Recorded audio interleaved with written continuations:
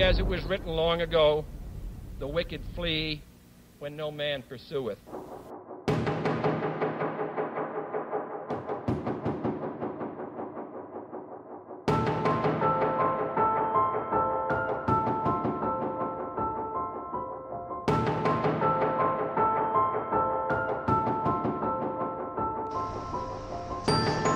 22 November Network and Neopolis Media Group proudly present to you the Lone Gunman Podcast, featuring your host, Rob Clark, where research comes to shine and myths come to die. Stay tuned. Be right there.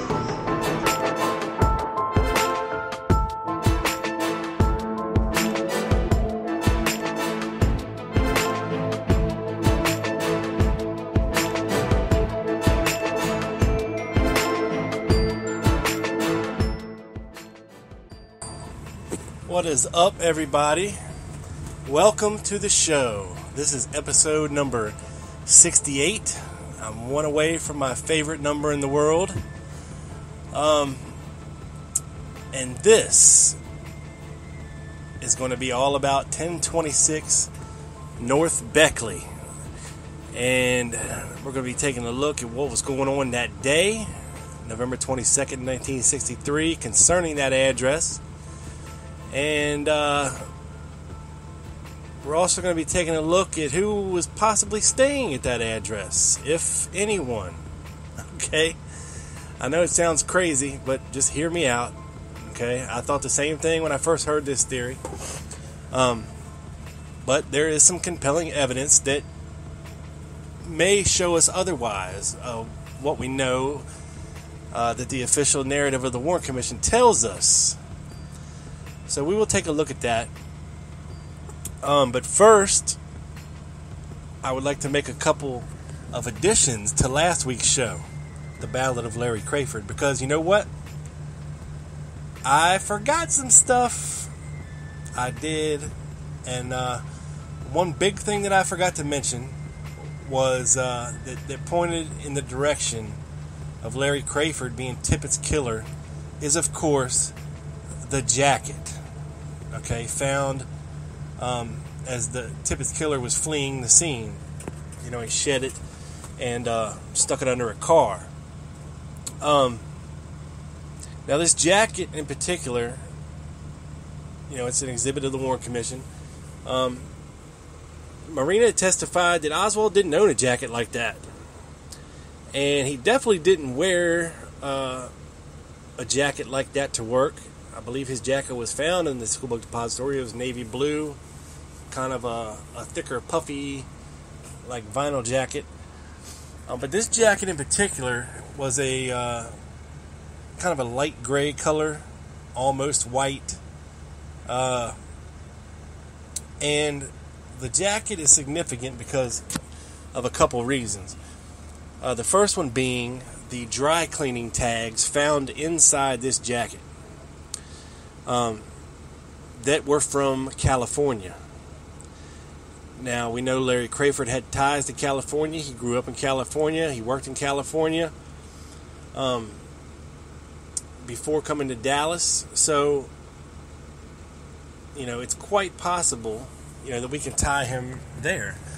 Because we can't really tie Oswald to this jacket, this supposedly jacket that was dry cleaned in California. The only time we know that Oswald was in California was during his time in the Marine Corps. Now, I'm not quite sure what the rules were back then as far as civilian clothes. But, you know, and I'm sure even when they were, supposedly off duty, they wore their, I don't even know what they call them now back then, but, their dress downs, their BDUs, possibly. I don't know if they ever hopped into civilian clothes and went out into the towns, to the bars or whatever it was they did. But, this jacket was found 5, almost 6 years after Oswald was in the Marine Corps. for this to be Oswald's jacket, okay, he would have had to have it before he went into the Marine Corps. He would have had to take it to California. He would have had to wore it enough to get it dry cleaned twice in California. He would have had to held on to it through Japan.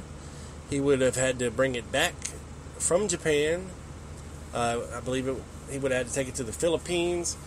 Would have had to travel across country again, back to New Orleans, or Dallas, I'm sorry, then New Orleans, then on a boat to England, and then as he made his way across Eastern Europe there to, Finland, and then eventually into Russia, and he would have had to hang on to this jacket. While he was in Russia, we have many, many photographs of Oswald in Russia, none of them wearing this particular jacket.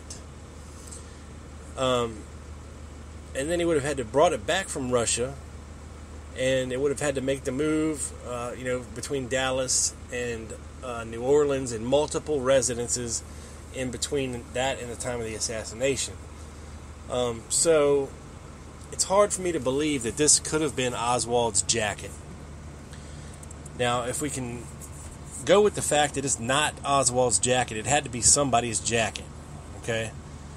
And the logical choice would have to be Larry Crayford. He's the one that had ties to California. He's the one that would have spent enough time in California to get that jacket dirty enough or stained enough to have it dry cleaned a couple times. Because Larry was kind of a conceited person. He was very, I don't know what you call the word is. I guess conceited is a good word. He thought highly of himself, his physique, his looks, his abilities, to use weapons, use his hands in fighting, and he's the kind of guy that rode a motorcycle. He was kind of a badass dude, at least in his own mind he was, and probably in real life as well. You don't get those kind of scars, and you don't, get your teeth kicked in, for no reason. So, where was I? Oh, the jacket. So, now after the FBI tracked down Crayford in Michigan, 3 days after the assassination, he had supposedly hitchhiked to his sister's house in Michigan. The FBI tracked him down up there, and they took pictures of him.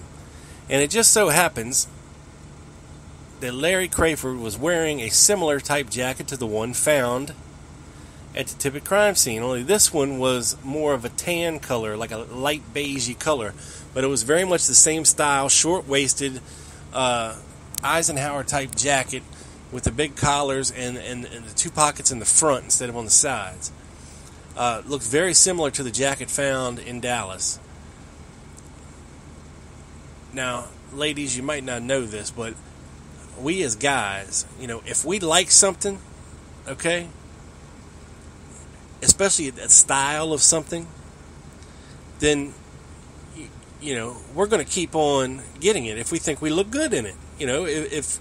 If somebody out there thinks that they look really great in Joseph Abboud suits, that's all they're going to wear, okay? So even if they lose one, or stain it up and have to have it dry clean, they'll have another Joseph Abboud jacket they can wear. Same style, maybe a little different color. Same thing with jeans. If we find a pair of jeans that fit us right and we think we look good in them, that's what we buy. We're not like trendy style whores, that just go along with what's hot, things like that. If I, personally, I like the way that Wranglers are made and fit me. Now, I'm not talking about those cheesy-looking Brett Favre tight butt, things. But certain pairs of Wrangler jeans I really like because they're comfortable and they're made well, and they have a little more room in the crotch and the buttocks to where everything's not all hugged up in there tight. Some people might like a certain style, like if they like skinny jeans. Some people do. If they like boot cut, regular or baggy, I'm a baggy guy, so I like loose fitting clothes. So that is what I buy, okay? Now, I might have 4 or 5 pairs of jeans because I know what I like. I know exactly what I like. Now, one pair might be like a traditional denim. One pair might be a little faded. One pair might have some kind of other, treatment done to them.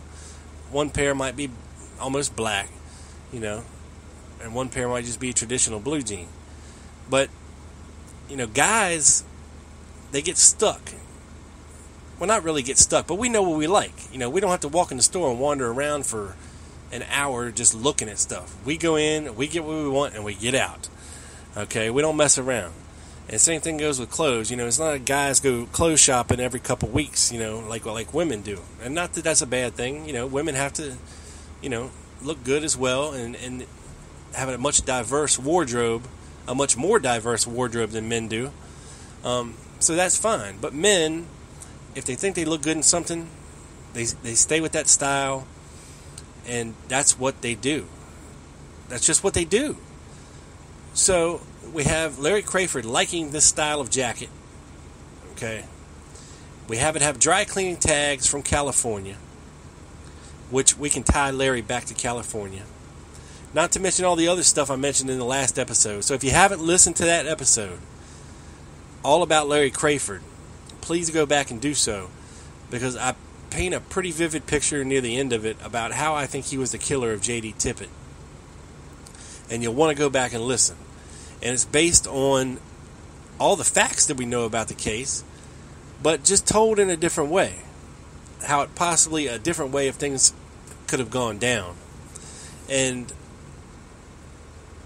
I like that very much. It's just, I like looking at the case from different ways, and we're going to continue that theme today, looking at the case from different ways.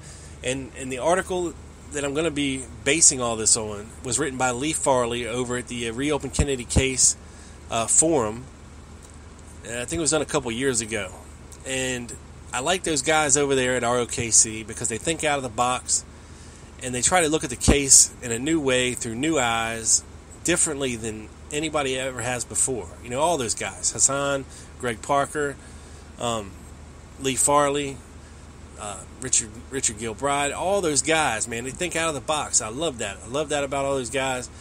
And that's what we need to start doing, because we've been 50 years on rehashing the same old stuff, and we haven't got anywhere. So maybe, just maybe, looking at some of these things from a different point of view and clearing out previous misconceptions about the case will help us move forward in trying to determine exactly what in the hell was going on that day. Because as I've laid out the past couple episodes, Oswald could not have been on the 6th floor. He just couldn't have. I laid that out in the House of Lies episode and the one after that. There's just too many other people on those stairs at certain times. There's no way he could have came down the stairs like the Warren Commission told us he did. Now, could he have rode down the elevator? He would have had a very narrow window to do so. Not to mention that Truly would have heard the elevators coming down as they're going up the stairs. It's not like these quiet elevators today. I mean, this was some old rickety, chains banging around, gates closing, loud motor elevator. These old style elevators were noisy, and you could hear them running. So, and we know Baker and Truly got on an elevator at the 5th floor and went up to the roof. Now, they didn't say whether or not both elevators were up on the 5th floor when they got there. That would be an interesting thing to find out. But if there was someone on the 6th floor shooting, that's how they escaped. They either came down the elevator unseen or seen, but nobody says anything.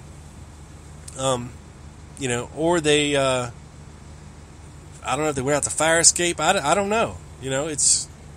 Because there's a fire escape there on the east side wall of the Texas School Book Depository, coming right down from the 6th floor there. So, could somebody have done that? Possibly. Could they have done it unnoticed?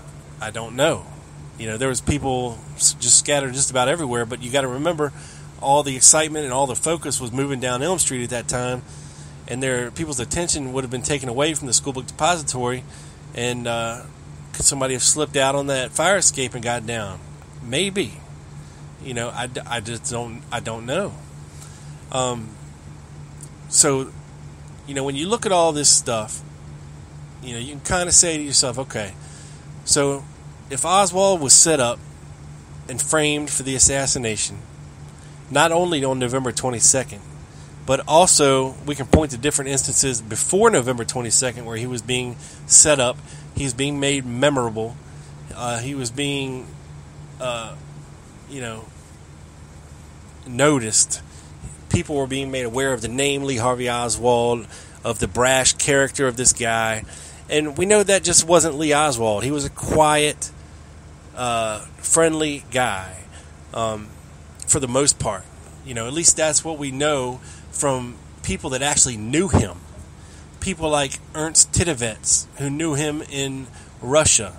He was just a young guy, very sociable, very friendly, had many friends in Russia, never would fight, and I know we're going to be talking about 1026 North Beckley today, and there's a story that Gladys Johnson's granddaughter tells about how when she was little, I don't know if it was her or a brother was fighting with somebody else out front, and Lee sat him down and said, no, you're not supposed to fight with your brother, you're supposed to love your brother, this that. So Lee was not an outwardly violent person, and I don't know if we can believe these Warren Commission, I don't even know what the word I'm looking for is, these Warren Commission unsubstantiated myths of him being a violent person and knocking Marina around when he got pissed off or whatever. We just don't know if that's true or not. We have to take Marina's word at that. And I've never seen a picture of Marina with a black eye or noticed the cops being called to their house or anything like that. So who knows? Yeah, sure, it would be convenient for the people who want to pin this on him to paint him as having a history of violence, but we just don't know for sure. I mean, he was never... It was very much out of character, I should say. I mean, when somebody's very political and idealistic, they're generally not the type of people who will roll up their arm, roll up their sleeves and try to beat the crap out of somebody. They're not the kind of guys that go pick up a gun to try to change things. People interested in politics and ideals and policies, they like to argue. They like to be heard. They like to try to spread knowledge. And it's a very nonviolent process. So everything about this assassination, when it comes to Lee Oswald, is very much out of character from what we know from people who actually knew him, like really knew him. Like Ernst Titovets, like his buddies in the Marine Corps, like guys he grew up with in New Orleans. People like that, not, these so-called Johnny-come-latelys like Judy Baker, who claims to have known him and this and that and the other. But people that we can actually prove who knew him. So, all that being said, there's a couple things we're going to look at today about 1026 North Beckley. And I mean, what proof do we have that Oswald really lived there? I mean, when you strip it down to that barest of bare bones, what actual proof do we have that Oswald even ever lived at 1026 North Beckley? What proof?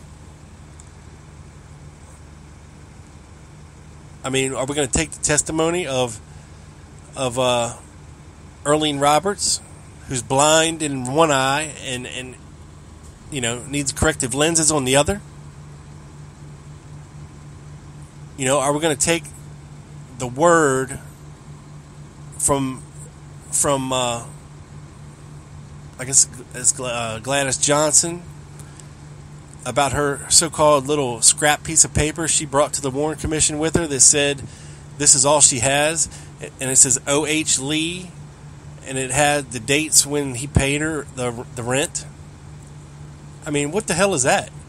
The Warren Commission didn't even demand or take into consideration even wanting to see the official register of tenants that were staying at 1026 North Beckley.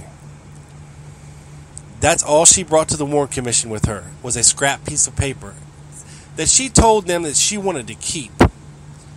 Okay, so they told her, okay, we'll make a copy of it and you can keep the original. Because she said she wanted to sell it to make money for all the trouble she's been through and all the money she's lost because people don't want to stay there no more because the quote-unquote assassin lived there. I mean, is that not the most unbelievable thing you've ever heard in your life? Blew my mind when I first read it. Okay? You know, I had always heard that the official list of tenants was sealed by the Warren Commission and we wouldn't get to see it for 75 years. But there is no official list of tenants who were staying at 1026 North Beckley in October and November of 1963. And when you get into the people that we do know were staying there, because coincidentally, there was a fellow staying there by the name of Herbert Lee. H. Lee. So they have an H. Lee and an O.H. Lee staying at the same rooming house at the same time. That's kind of odd, don't you think? I mean, what are the chances of that? You know? And the supposed room, well, actually, when the FBI went to interview Herbert Lee, he stated that he was staying there with the guy he worked with at this from this tile company they were working at, and they were sharing a room there. And when they went to interview the guy who was his supposed roommate, he didn't mention anything about Herbert Lee. Didn't mention staying in a room with him. He said he was only there a week when Herbert Lee had said that they had stayed there for like almost a month. Just weird inconsistencies that just don't match up very good. It's like they're almost trying to combine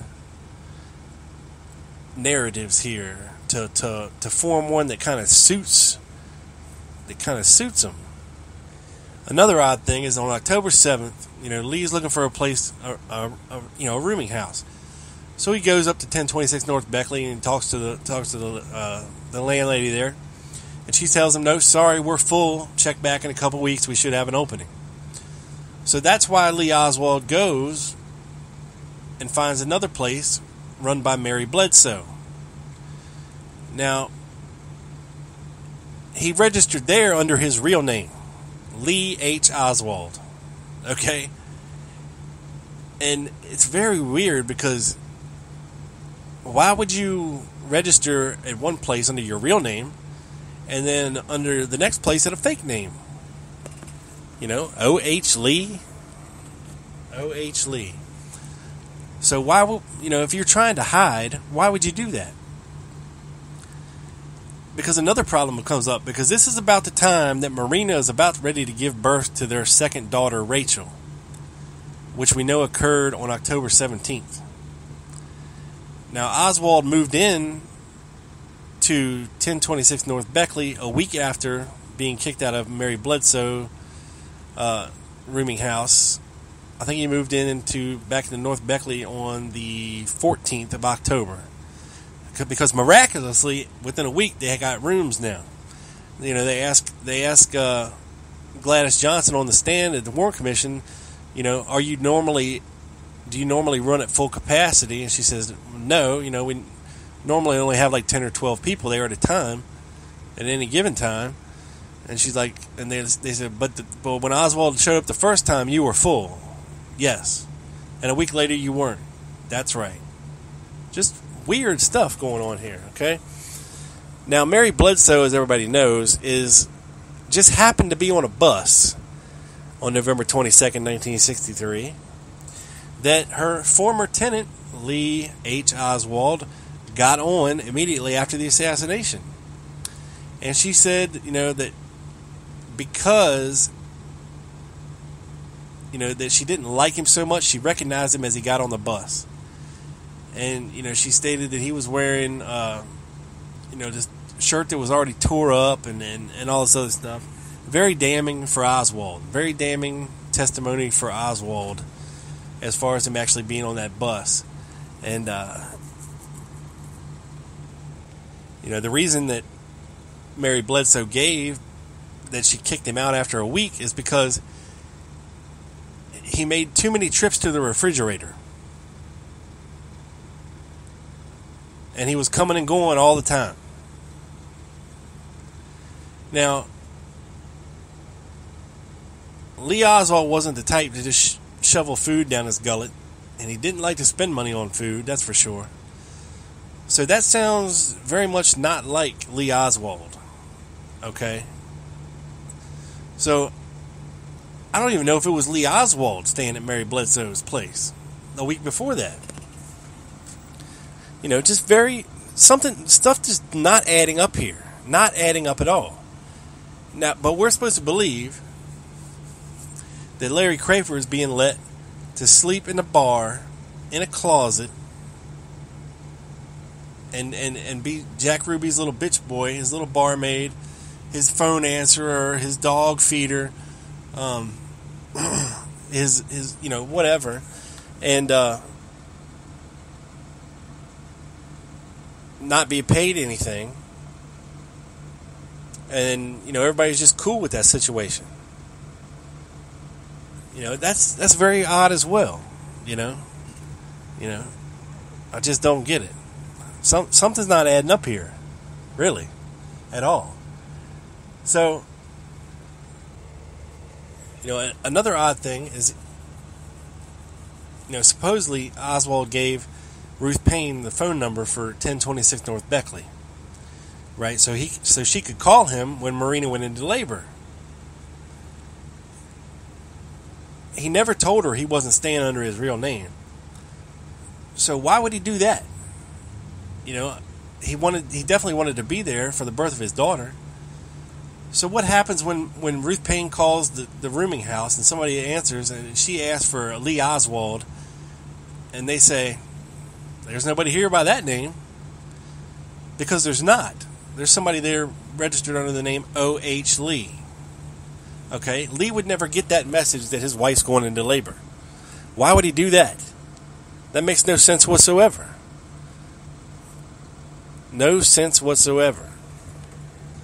Another seemingly out of character thing is this whole narrative of Oswald's escape from the Texas School Book Depository. Oswald was never really known to take taxi cabs. Okay, he was too frugal for that. He never rode in a taxi ever. At least not in the official narrative of anything that we know of. Maybe unless he absolutely had to, like in Mexico City. I don't know. Maybe he didn't know the bus routes or whatever. I don't know. But when it comes to getting around either New Orleans, where he took the trolley or a bus, or walked, he would in Dallas, he would either take the bus or walk. Never did take a cab. It was a frivolous thing, a waste of money, because even now, to take a taxi cab across town costs a lot more money than riding the bus. Yeah, riding the bus is more of a pain in the ass. You got to wait, and you got to stop 500 times before you get to where you're going. But, a lot of people look at it like, look, I'd rather pay 35 cents to do that than pay $20 for a taxi cab and have to tip the driver. Just weird stuff like that. And another thing that sticks out as odd to me is that this supposed taxi cab went 7 blocks past 1026 North Beckley. Now, what else is odd to me, okay, is when you look on a map of Oswald's whereabouts, okay, between 12:30 and 1:50, and we see where he got out of the cab at, it was down by Neely Street. Okay? Where he used to live, or where he maybe was staying.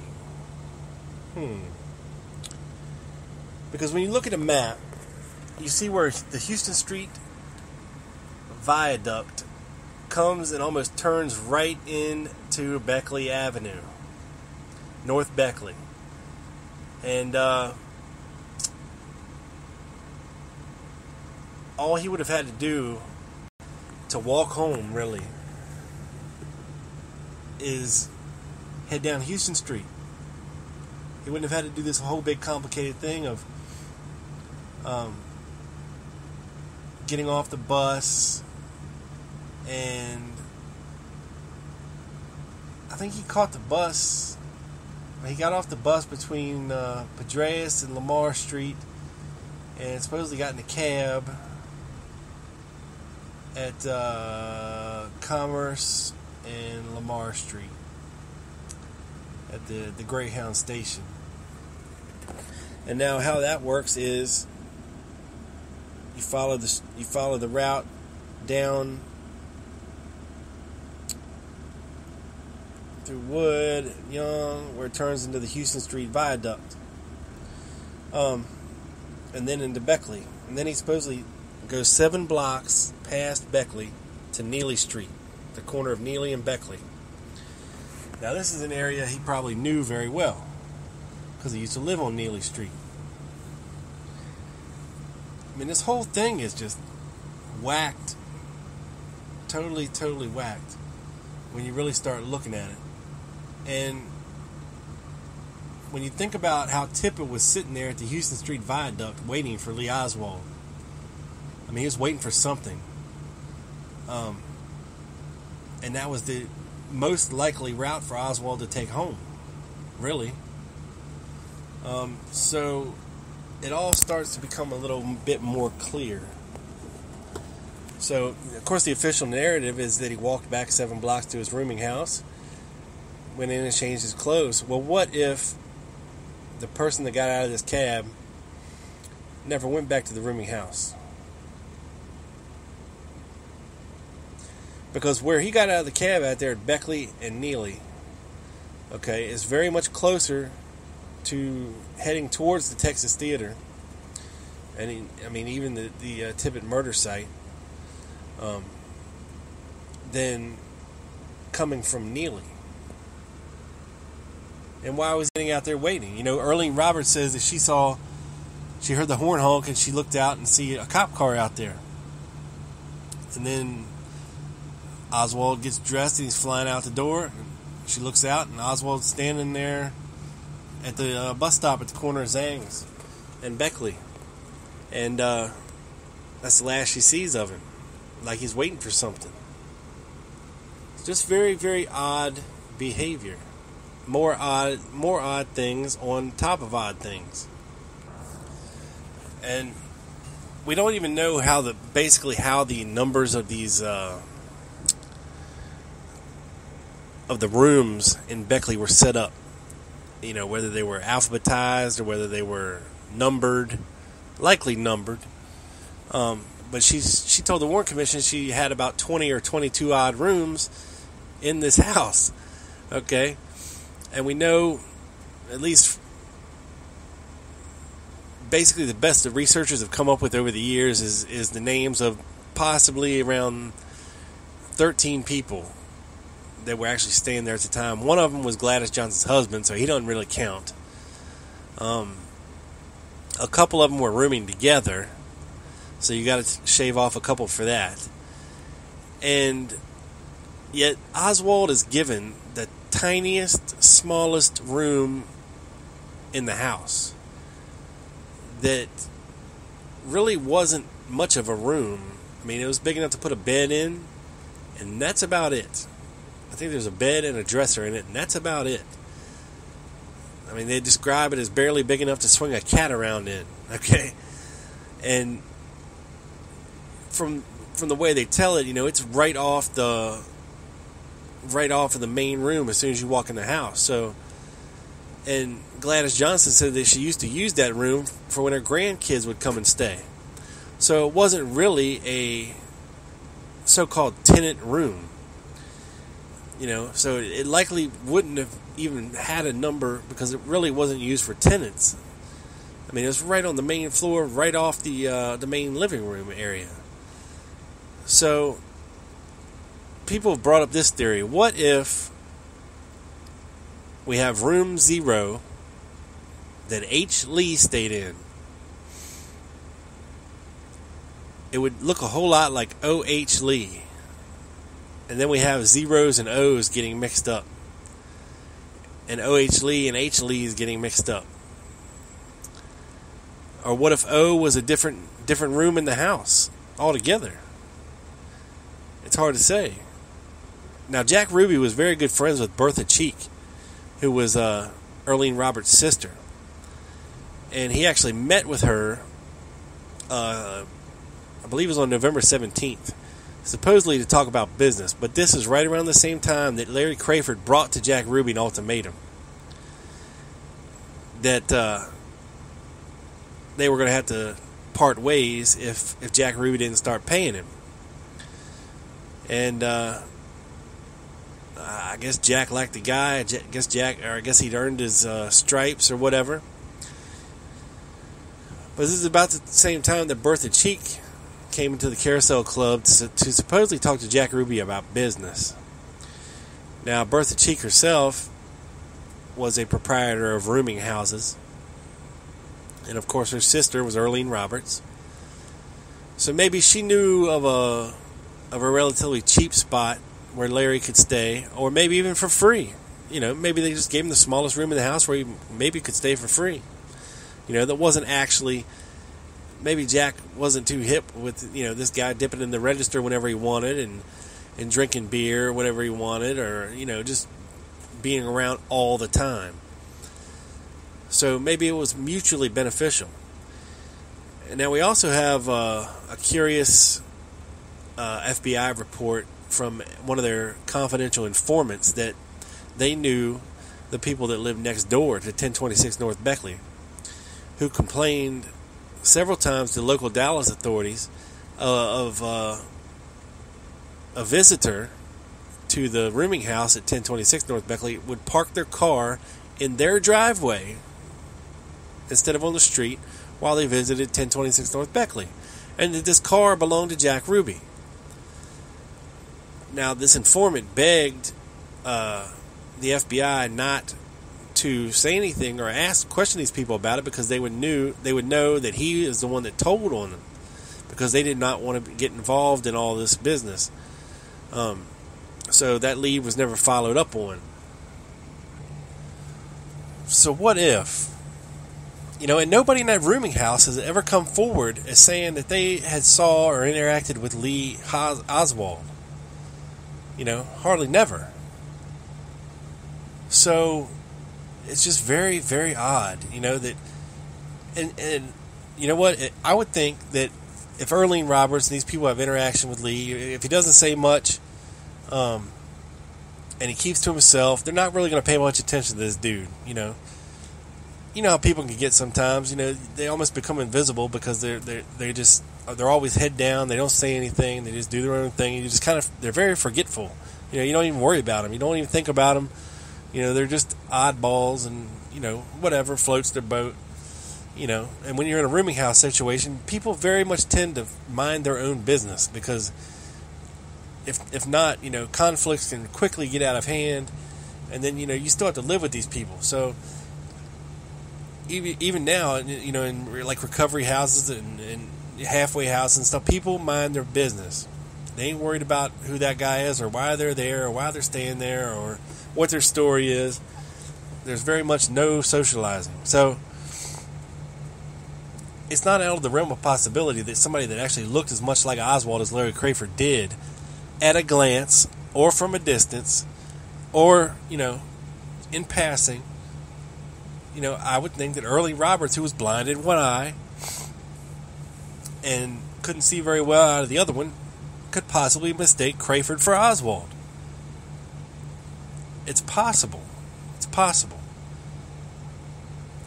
Now, then you have to ask, well, where the hell was Lee Oswald living then? If he never lived with Mary Bledsoe, and he never lived at Beckley, then where the hell was Lee Oswald living all this time? Well, let me take you back a little further. Now, when he first got back from Mexico, he was staying at the YMCA in Dallas. Now, this is significant because at about this same time, okay, there's a couple other people staying at this YMCA that are notable to the case. One of whom is Jack Lawrence. Now, Jack Lawrence is a suspected assassin. He had ties. He was in New Orleans in the summer of '63, just like somebody else we know.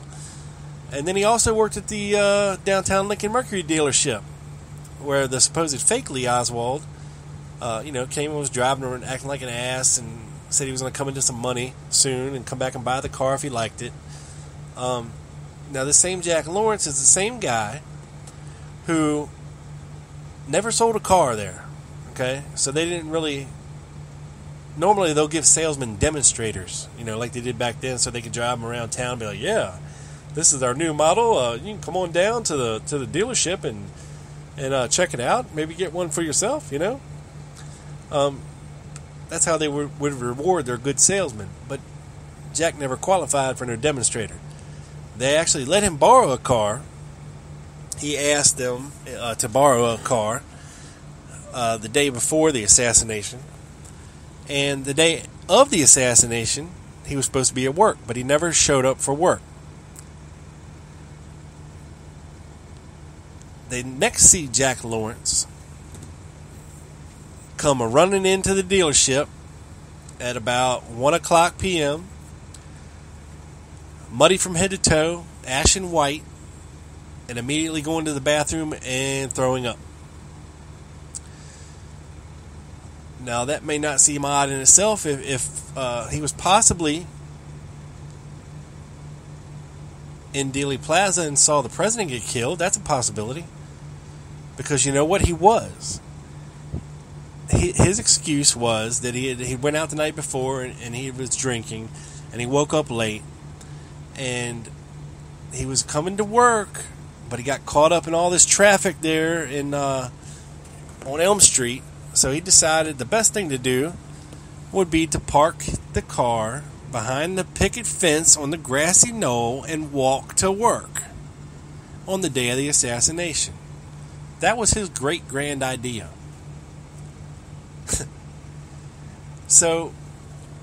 But this guy was living at the YMCA in Dallas for 2 months.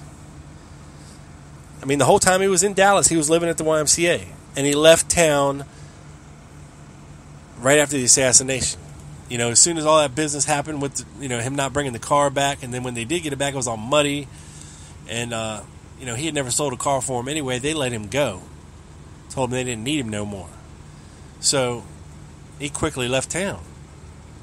Well, a couple other people who were actually in Dallas in October at about the same time as all this was happening were some fellas named Lawrence Howard, William Seymour, and Lauren Hall. And we know this because they got busted in Dallas with a bunch of pills and God knows what else. Supplies and stuff. I guess they were running either through Dallas or into Dallas or something of that nature. But anyway, they were arrested. They were questioned. They had asked to see the FBI. They were questioned by the FBI and ATF. And eventually let go.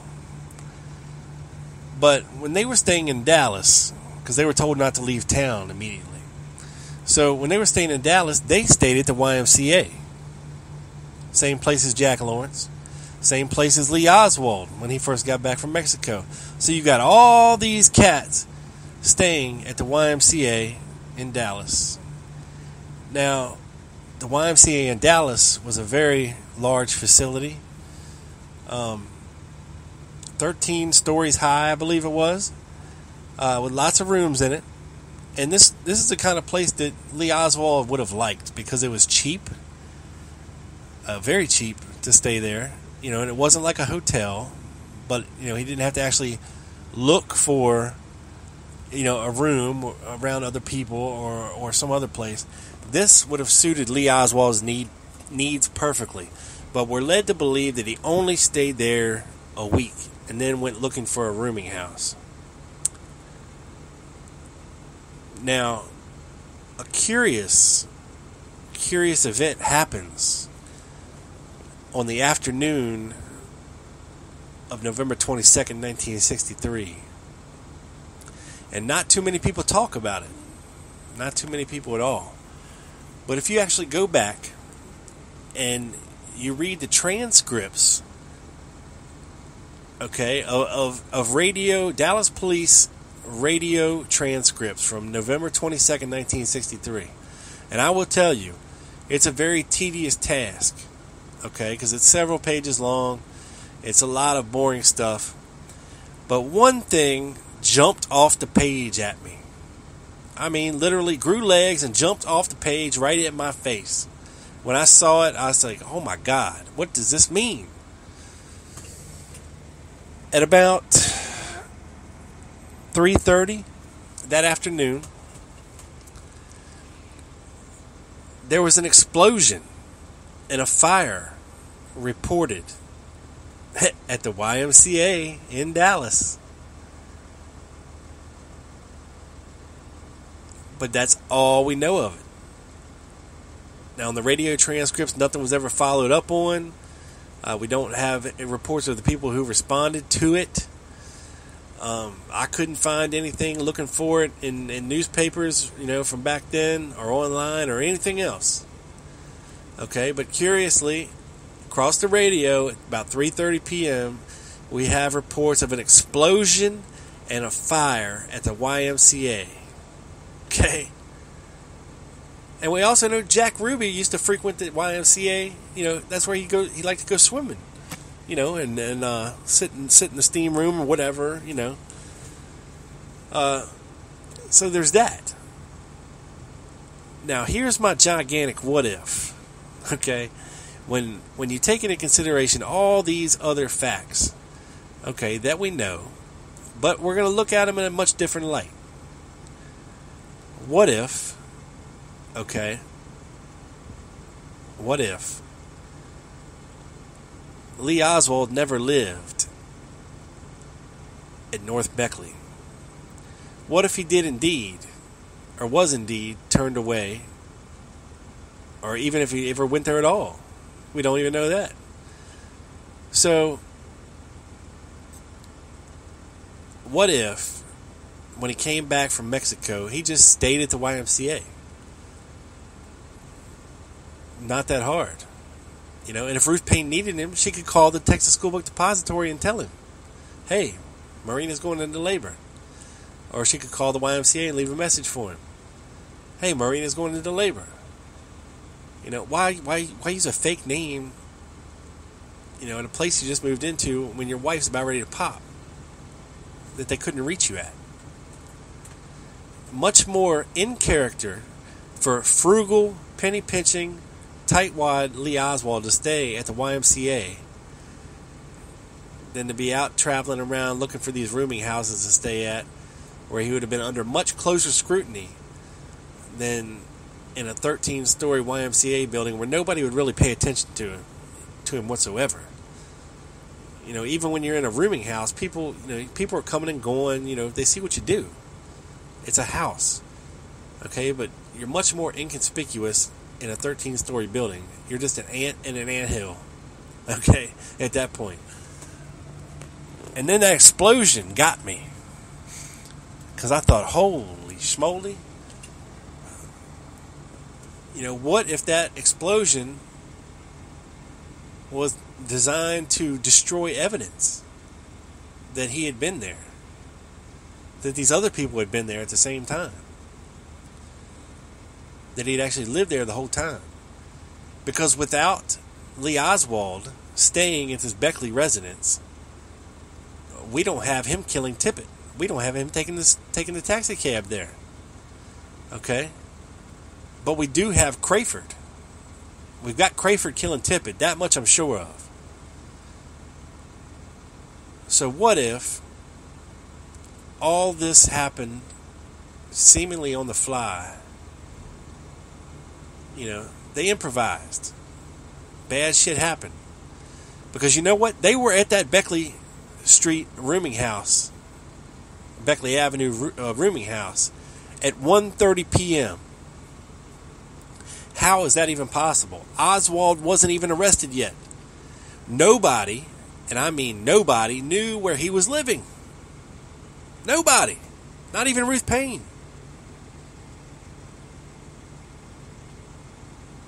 Not even Ruth Payne. Because if the police would have showed up there, they would have said, oh, sorry, nobody here by the name of Lee Oswald lives here. You know, this is our registered guest. Sorry, nobody here by that name. Move on. No. They had Oswald dead to rights at the Beckley Street rooming house at 1:30 p.m. before he was even arrested at the Texas Theater. So you tell me, if the fix wasn't in for old Lee, or was it Mr. O.H. Lee, or was it Mr. Herbert Lee, or Herbert Leon Lee, or Lee, or Larry Lee, or Larry Crayford? Now, one other thing I wanted to clear up is that, and I meant to mention it on the last episode, is how misinformation gets perverted over the years. You know, like I was talking about in the House of Lies episode, and I was going to give you an example of it last week and forgot. So this week I'm going to do it for you. Now, if you go on the Spartacus Education site and you look up Larry Crayford's bio, okay, you'll read his basic fact bio, which is very incomplete, I might add. But if you scroll down to the bottom, you know, where it has outward sources for their biography, you know, it has links, or it'll have an article or something about, you know, just other stuff about him. But if you scroll all the way down to the bottom of Larry's, you'll see a speech, or a piece of a speech given by Gaten Fonzie to the Mary Farrell JFK Lancer Pioneer Award Banquet Ceremony that I guess that Gaten Fonzie was either speaking at or receiving an award at. And in his speech, attributed to him on this site, it says, it tells a little story, and it says that, you know, as Larry Crayford, Jack Ruby's barman, was being interviewed by Warren commissioners, Earl Warren himself and Gerald Ford at his side, Larry Crayford, they asked him what he did in the service, and he said, I was a master sniper in the Marine Corps. And then the very next question that Earl Warren asked him was, so what kind of entertainment do they have at the Carousel Club? Now, I must admit, when I first saw this, you know, you see the name Gaten Fonzie, and you think, damn, all right, this must be legit. You know, he's a respected researcher. You know, holy shit, you know, Crayford's admitting to be a sniper right here. You know, and then the Warren Commission just makes a left turn and goes somewhere else. You know, the fix had to be in, you know. But something was gnawing at me about that statement. I was a master sniper in the Marine Corps. Because I'd known Larry Crayford was actually in the Army. He wasn't in the Marine Corps. Lee Oswald was in the Marine Corps, but not Larry Crayford. So I went back, and I looked and looked, and I had my buddy Will look, and we couldn't find any instance in Larry Crayford's Warren Commission testimony where he was ever interviewed by Earl Warren himself and Gerald Ford. It was all done by Hubert and Griffin over a 3-day period. So there's two big inconsistencies there. Glaring ones, actually. Which made us seriously doubt the authenticity of this statement. So I dug a little deeper. I kept digging until I actually found the genesis of where Gate and Fonzie pulled this from. And it was from an article in the early 90s written by comedian, satirist, Mort Saul. Yes, that Mort Saul. Who is, an early critic of the Warren Commission, who had written this article basically as a satirical piece for people who might not be too familiar with the case, to illustrate a point that the Warren Commission was very inept in their task and their duties. Now, what better way to illustrate that than to have a guy say to them, "Hey, man, over here, I was a sniper." Okay? And then they immediately ask, "So what kind of entertainment did the club have?" and not follow up on that damning statement of, "I was a sniper in the Marine Corps." It's an illustration, a very loose illustration of basically how the Warren Commission did work. Okay? This was not meant to be factual in any way, shape, or form. It was written by Mort Saul as a satirical piece. I went back and I found the Mort Saul article that this was pulled from. So then we have a big problem, because I guess Gate and Fonzie thought that this Mort Saul piece was legit. So legit that he decided to quote it in a speech that he gave to Lancer and the Mary Farrell Foundation. And then Spartacus Education Site and John Simpkin thought it was so damning that they included it in Larry Crayford's bio. Okay? And then somebody comes along like me and reads it and goes, "Damn!" And I tell you about it. Back in the episode of Tale of Two Assassins. And I look like an idiot because back then I didn't do my homework like I should have. I saw that statement. It's on the educational site from a respected researcher, Gate and Fonzie. I just assumed it was true. But that just goes to show you that no matter what the source, no matter how respected they are, always double check and do your homework if possible. Take it back to the primary source documents, because that's where the truth lies. Things get so and that's just one little small example of one little piece of seemingly innocuous information in this case, associated with this case. There's hundreds of them, of probably thousands of them, that have gotten totally out of hand and perverted through the years by various researchers, and then disseminated out across the internet for the world to see. And it's very, very hard. The longer it's out there, the harder it gets to actually get back to the original primary source. So that is what I was talking about in the last episode, how things get twisted. And it's very hard to straighten them back out again. But so take that to heart, people. Even the most respected researchers, and even the most respected JFK sites out there can get things wrong. Can be proprietors of misinformation unknowingly or lazily because they didn't do their homework. When you just assume, like I did, hey, well, Gate and Fonzie, man, that dude's legit. He does his homework. That must be true. Mort Saul sitting at home laughing his ass off. But anyway, that's that. And so just be careful out there when you come across information. You always want to double check your facts and take it back to the primary sources whenever possible. Okay?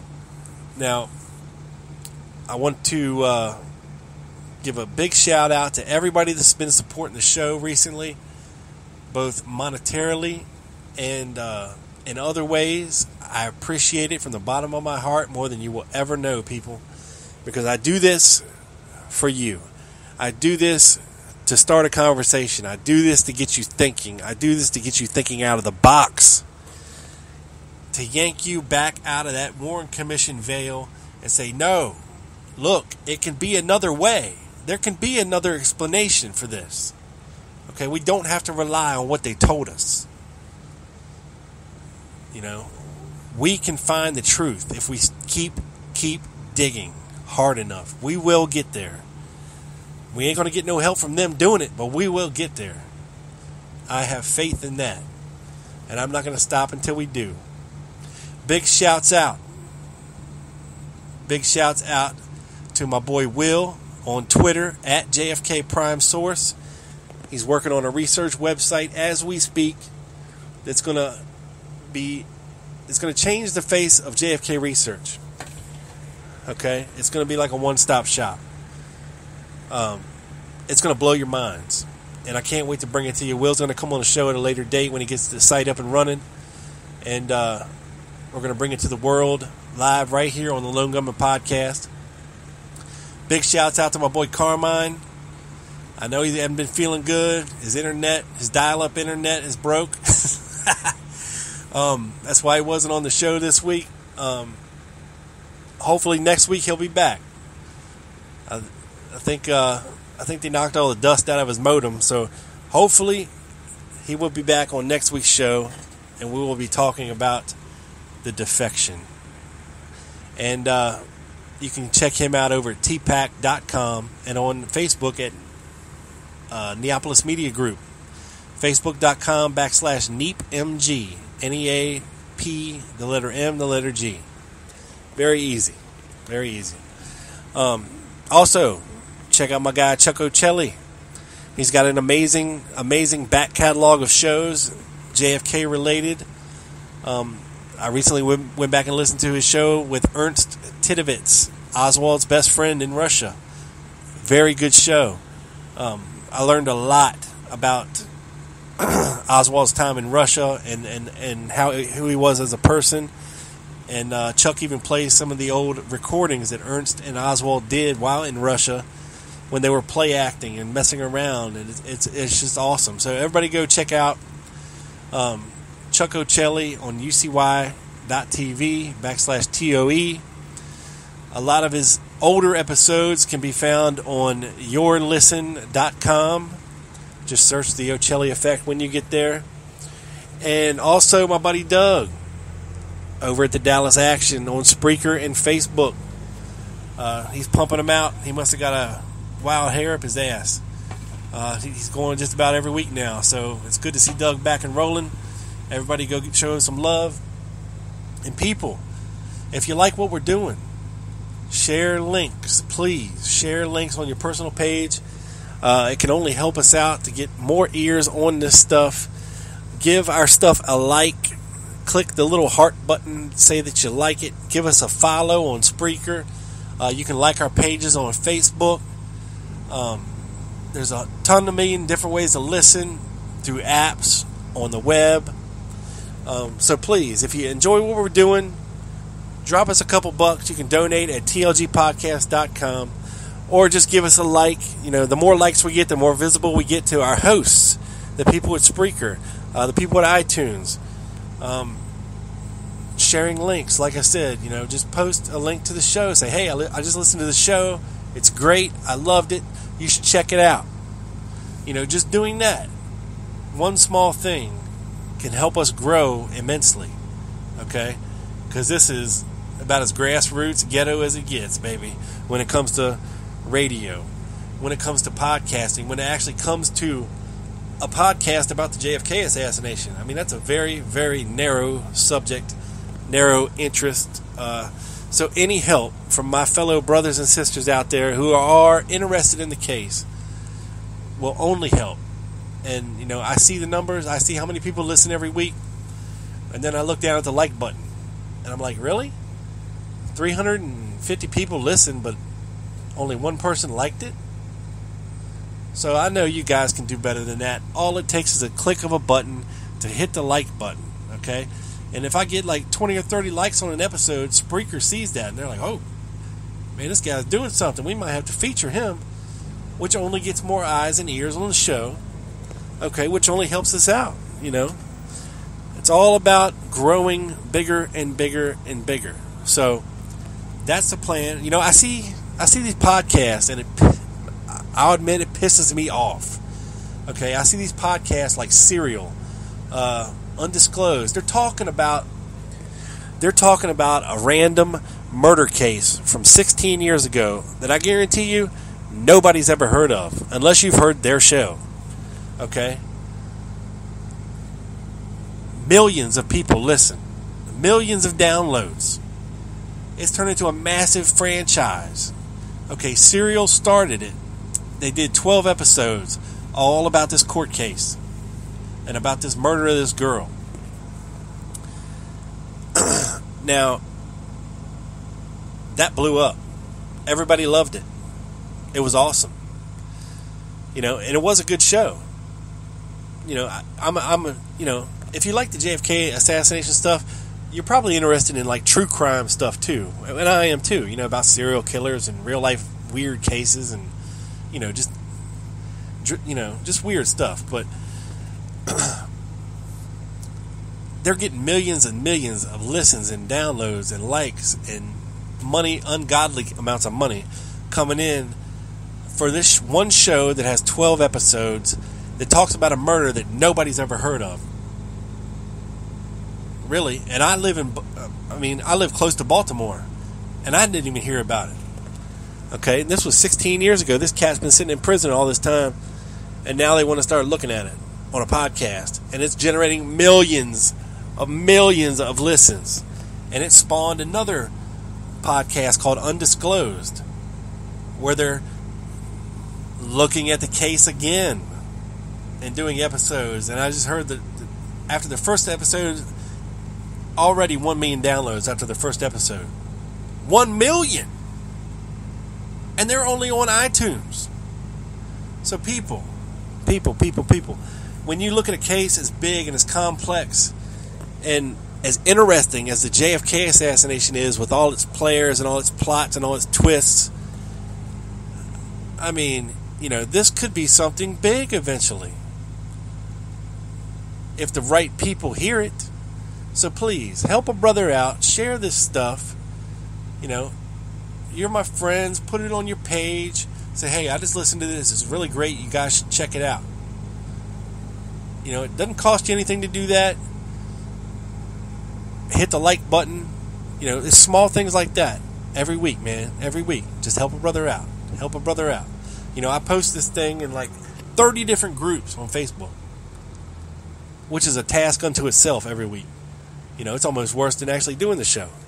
But I do that because as narrow of an interest as people have in this case, I want people that care enough to be in a group about the JFK assassination, like on Facebook, to hear it, or to have the opportunity to hear it.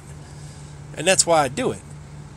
Where else can you find the show, and unless you just stumble upon it one day, on iTunes, which is a very, very small possibility, because a lot of people don't listen to history-based educational podcasts.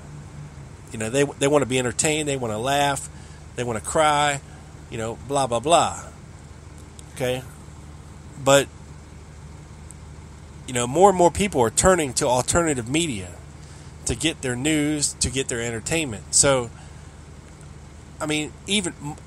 look, Mark Maron does the WTF podcast. Had President Barack Obama land his helicopter, sit in his garage, and do his podcast this week. Are you serious? Are you serious? One of Obama's staffers was a big, big fan of the Mark Maron podcast, WTF, which stands for What the Fuck. Okay? Convinces Obama he should go on this podcast and be real, be himself. He actually does a real interview with this guy, Mark Maron. Okay? A real interview. It wasn't no scripted nonsense. It wasn't politically correct answers. The N-word was flying around. So, I'm telling you, this medium that we have here, where anybody can have a voice, is growing, because people are tiring very quickly of the same old crap every 15 minutes on the radio. I swear my kid wants to listen to the radio. They play the same goddamn songs on there on the hour every hour. I mean, seriously. And there's no payola. Give me a fucking break. I mean, it's the same shit over and over again. I can't do that. I can't sit here and listen all day driving to the same shit over and over again. I want to be captivated. I want to be entertained.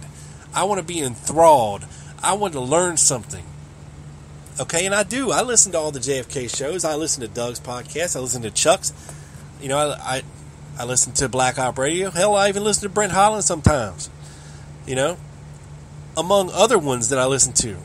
I mean, Stitcher's my best friend. I can just set Stitcher on there, find he's got the new episodes on, and I'll just go through them. You know, I love it, because you never hear the same crap twice, ever. Yeah, it's the same guy talking, but it's something totally different. You know, and these guys are doing it because they love it and they want to do it, not because they have to do it. Okay? Just keep that in mind. The world is turning, it's shifting, the way we get entertainment, the way we get our news, and all that. But I'll shut up now, and thank you for tuning in to this, the 68th episode of the Lone Gunman Podcast. This sumbitch is in the can, beamed up to the satellite, down directly to your ears, people. This is your boy Rob Clark on the Lone Gunman Podcast. Peace.